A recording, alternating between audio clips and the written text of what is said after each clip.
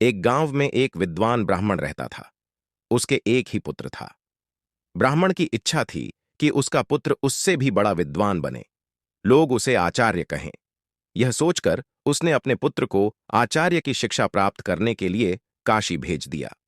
अपनी मेहनत और लगन के बल पर वह लड़का आचार्य बन गया। जब वह गांव लौटा तो उसका बहुत मान सम्मान हुआ। लोग आचार्य जी कहकर उसका आदर करते, लेकिन इस मान सम्मान और आदर से उसके मन में घमंड आ गया। एक बार गांव में एक धार्मिक मेला लगा। उसमें कई बड़े बड़े विद्वान, पंडित और आचार्य सम्मिलित हुए और शास्त्रार्थ करने लगे। उस घमंडी आचार्य की एक बुरी आदत थी कि वह हर समय स्वयं ही बोलने को तत्पर रहता। वह स्वयं को ही सबसे बड़ा आचार्य मान बैठा था।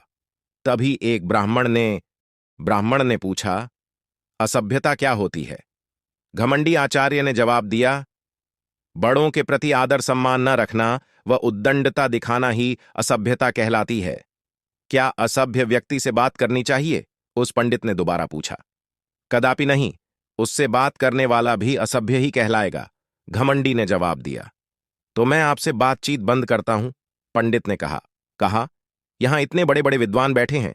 स्वयं तुम्हारे पिता भी बहुत बड़े विद्वान हैं, लेकिन तुम तो घमंड के मद में ऐसे चूर हो कि किसी को कुछ समझते ही नहीं। ऐसे में हम तुम्हें असभ्य ही तो मानेंगे, पंडित ने कहा। यह सुनकर ब्राह्मण पुत्र का सिर शर्म से झुक गया। प्रापोर्वेन, ब्राह्मण के कितने पुत्र थे तथा उनकी क्या इच्छा थी? प्रापोर्डोडू।